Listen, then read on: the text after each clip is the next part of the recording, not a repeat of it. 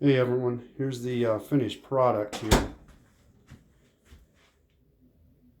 that I started yesterday. Took me about 4 or 5 hours because I had to scrape the old stuff off that had failed. Someone did it before.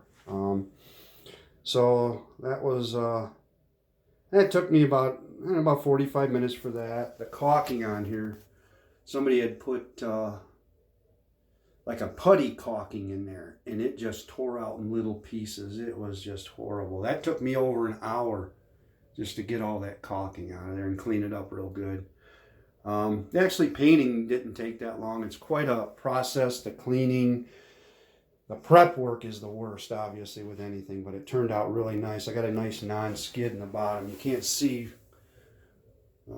from the phone here, but let me turn on the other light. The fan will come on, but I don't know if that's any better or not. Of course, you can hear the fan in the background, but it turned out really nice. Um, your prep work is the most important thing. The lady that did it before me, she just tore the stickers that were on the bottom of the tub, and she never really cleaned all the glue off of it. And every time a shampoo bottle got dropped or something, it would just chip right off. And this stuff is not made to do that. If you clean it properly, I don't think you'll ever have a problem with it. I've been doing epoxy flooring probably for 20 years, and I know the prep work is everything. If you do it right, it usually doesn't fail. It lasts a long, long time. So you want to make sure that you cover up your faucet real good and your shower head. You want to get that covered up real good so there's no drips. Because if it drips or you get any water, you can't fix it or clean it. So you want to use some Comet or something abrasive cleaner like that. I cleaned it 3 times, 3 different times. She says the lady who talks about this product on YouTube, she says that when you think it's clean, do it one more time. Because the prep work, honestly, is the most important. She used a scratch pad. I got the one with the handle. I really like that. That worked out pretty good. I mean, you put a lot of pressure on it. It's easy to hold on to. You want to wear your rubber gloves. This stuff is not really good. Couple scrapers I used. The best scraper I found was this one here. You can get it at the auto parts store. It's got the changeable blades. I actually broke 3 blades. And the thing is, you don't have to take all of that old stuff off, and that's what she told me, just where it's loose. And you'll know when you get into it, like up on the sides. I got basically the whole bottom off, and that was about it. As I went up the sides, it got really tough. So it's going to be a ridge or a lip right there. Let's see, once I scraped it off, there was like a ridge right along here, obviously, where it stayed on.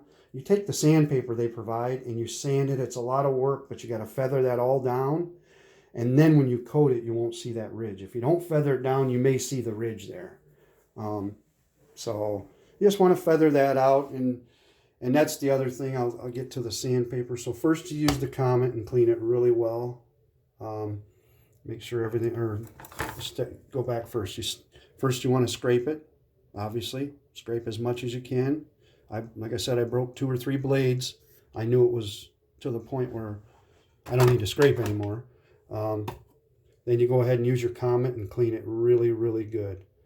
So then, obviously, I used the scratch pad with the Comet.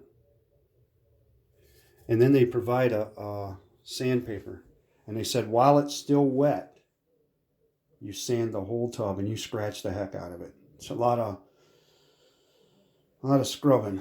So, I mean, my hands are a little sore today from it. But not a big deal. I said you're on your knees, so make sure you got some padding down at first. I didn't have anything under my knees. I was down on the tile, and after about an hour of that, yeah, my knees are sore. So I used a couple towels and stacked them up. Or if you got knee pads, you can use those as well. But you'll be on your knees for a couple, 2-3 hours for sure. So after you sand it all down, I don't have the compound here, but they give you a little compound that you have to use. It's in a little plastic bag. So basically you put that on. I guess it's like an etching sand or something. And then you use your your scratch pad for that as well. Just go around it. I think you leave it set on there for 30 minutes, they tell you. And then you go ahead and rinse it all off. So you make sure it's good and rinsed, good and clean. Wipe it down and rinse it again. Make sure there's nothing left behind.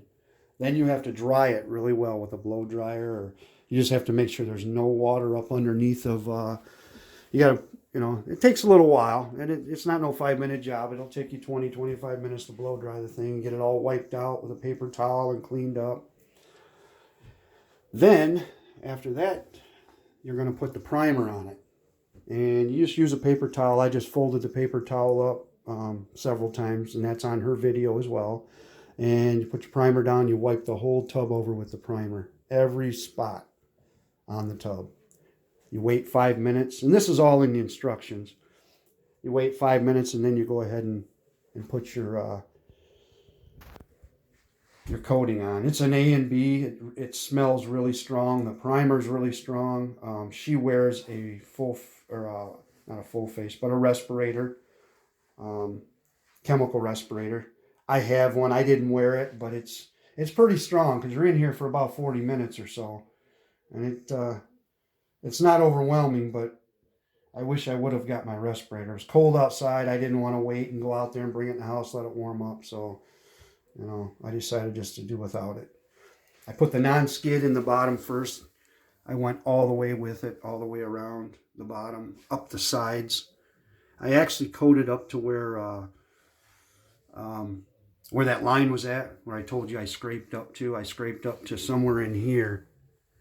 And then I just, so I coated just above that to seal that off. That way I'd have two layers when I'm done on everything. So once I did that, got the bottom done.